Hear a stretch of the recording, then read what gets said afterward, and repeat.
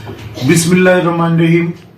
नाजरीन, एक बार फिर से आप सभी का खैर मकदम और इस्तकबाल करते हैं अपने चैनल अशरफी इस्लामिक स्टूडियो में, जहां हम बातें करेंगे नंगे सर नमाज पढ़ने के अहकाम के बारे में और नमाज के अंदर कई ऐसे मसाइल के बारे में जिनका जानना आपका नहायत ही जरूरी है। तो चलिए शुरू करते हैं। एक बहुत आम मसला है कि नंगे सर नमाज पढ़ना कैसा है। दोस्तों, सुस्ती से नंगे सर नमाज पढ़ना या टोपी से बोझ मालूम होता है या गर्मी मालूम होती है, इस वजह से अगर कोई नंगे सर पढ़ता है तो यह मकरूह तंज़ीही है। मकरूह तंज़ीही उसको कहते हैं जिसे शरीयत में नापसंद समझा जाए या शरीयत नापसंद समझती हो, लेकिन उसके लिए कोई गुनाह नहीं है, कोई सजा नहीं है। और अगर नमाज को कोई हकीर या छोटा ख्याल करके नंगे सर पढ़े, मसलन नमाज कोई मुतमिम चीज नहीं है ऐसा कोई जाने या ऐसा कोई समझे जिसके लिए टोपी या इमामा पहना जाए, तो ये कुफ्र है। मतलब कोई अगर इसे ऐसा समझे कि नमाज कोई बहुत बड़ी चीज नहीं है जिसके लिए इतनी तैयारी और इतनी टोपी और इमामा ये सब किया जाए, ऐसा समझ करके अगर कोई टोपी नहीं पहनता है तो ये कुफ्र है।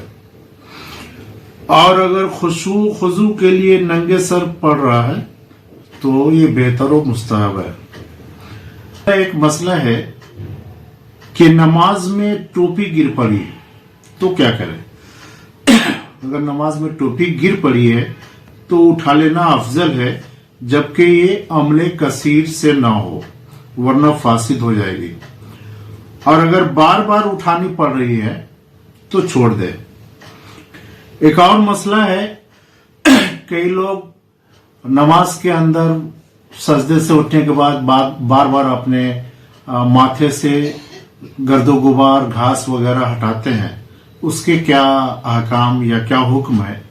तो माथे से खाक घास छोड़ाना मकरूह है, जबकि नमाज में तशवीश न हो और तकब्बुर की वजह से छुड़ा रहा हो। कोई आदमी के माथे पे लग जा रही है मिट्टी या घास और तकब्बुर की वजह से छुड़ा रहा है, तो दोस्तों ये मकरूह तहरीमी है। और अगर तकलीफ दे हो, जैसे माथे पे कोई छोटी कंकड़ अटक गई हो जो गड़ती हो, या ख्याल बढ़ता हो, तो झाड़ लेना दुरुस्त है, कोई हर्ज नहीं है। और नमाज के बाद छुड़ाने में तो मुतलकन मुजायका नहीं है, यानी कोई दिक्कत नहीं है। नमाज के बाद तो झाड़ना ही है, छोड़ाना ही है। तो नमाज के बाद छुड़ाने में मुतलकन मुजायका नहीं, बल्कि छुड़ा देना चाहिए ताकि रियाकारी ना आने पाए। यूं ही हाजत के वक्त पेशानी से पसीना पोंछना, बल्कि हर वो अमल कलील के नमाजी के लिए मुफीद हो जायज है, और जो मुफीद न हो वो मकरूह है। नमाज में नाक से पानी बहा तो उसको पोंछ लेना जमीन पर गिरने से अच्छा है। सर्दी है, आपको नाक से पानी आ रहा है, तो बेहतर यह है कि जमीन पे ना गिराए बल्कि उसे पोंछ ले। और अगर मस्जिद में हो तो पोंछना जरूरी है, मस्जिद में न गिरने दे। नमाज में बगैर उज्र 4 जानू बैठना मकरूह है, और उज्र हो तो हर्ज नहीं।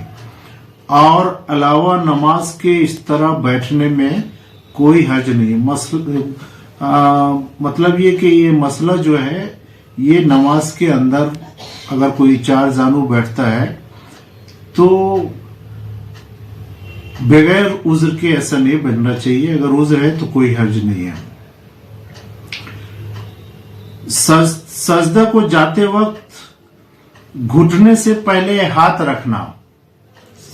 सजदे में कोई जा रहा है या हम आप सजदा करते हैं, पहले घुटना को रखते हैं, اور اگر سجدہ سے پہلے کوئی ہاتھ رکھتا ہے اور یوں ہی اٹھتے وقت ہاتھ سے پہلے گھٹنے اٹھاتا ہے تو یہ بلا عذر مکروہ ہے.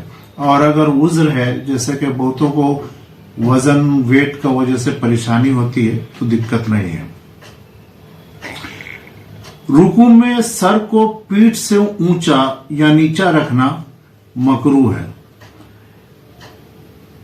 اٹھتے وقت آگے پیچھے پاؤں اٹھانا مکروہ ہے. مسئلہ جوں یا مچھر جب ایزا یعنی تکلیف پہنچاتے ہوں تو پکڑ کر مار ڈالنے میں حرج نہیں ہے جبکہ یہ عمل کثیر نہ ہو. الحمدللہ یہ تھے آج کے کچھ اہم مسائل جو چھوٹے چھوٹے ہیں لیکن ان کا جاننا ہم آپ کو بے حد ضروری ہے. اس لیے میں نے مناسب سمجھا کہ اسے بتاتے چلے. اللہ ہمیں اور آپ کو کہنے اور سننے سے زیادہ عمل کرنے کی توفیق عطا فرمائے. وما علینا الا البلاغ.